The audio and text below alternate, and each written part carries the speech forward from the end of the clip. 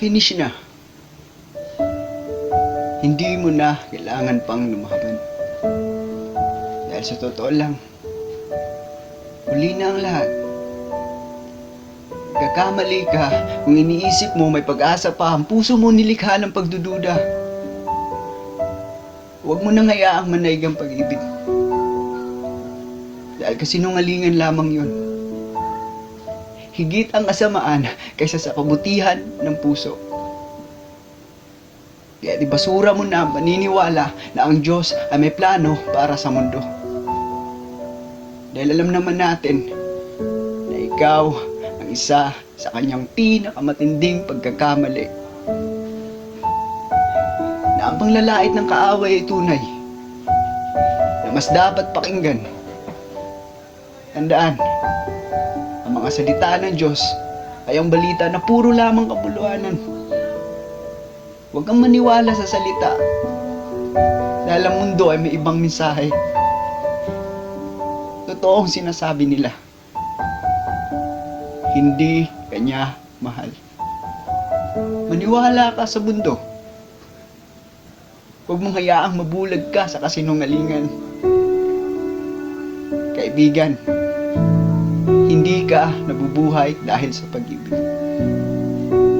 Ang lahat na meron ka ngayon ay bunga lamang ng iyong mga desisyon. Hindi totoo ang tagumpay mo ay dahil sa sakripisyo niya, dahil sa mga sugat niya, dahil sa paghihirap niya. Tapos na ang usapan.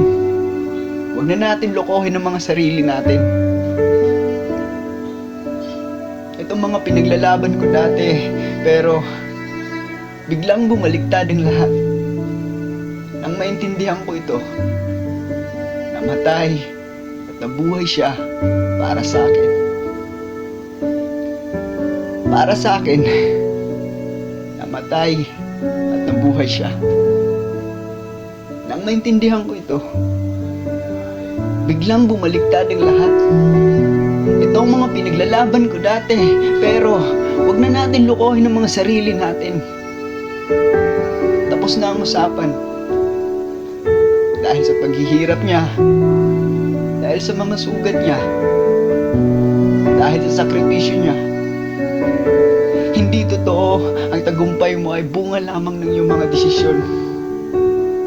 Ang lahat na meron ka ngayon ay dahil sa pag-ibig. Kaibigan, hindi ka nabubuhay sa kasinungalingan. Huwag mong hayaang mabulag ka sa mundo. Maniwala ka, mahal ka niya. Hindi totoo ang sinasabi nila dahil ang mundo ay may ibang mensahe. Huwag kang maniwala sa salita na puro lamang kabuluhanan. Tandaan, ang mga salita ng Diyos ay ang balita na mas dapat pakinggan. Tunay na ang panglalait ng kaaway ay pagkakamali.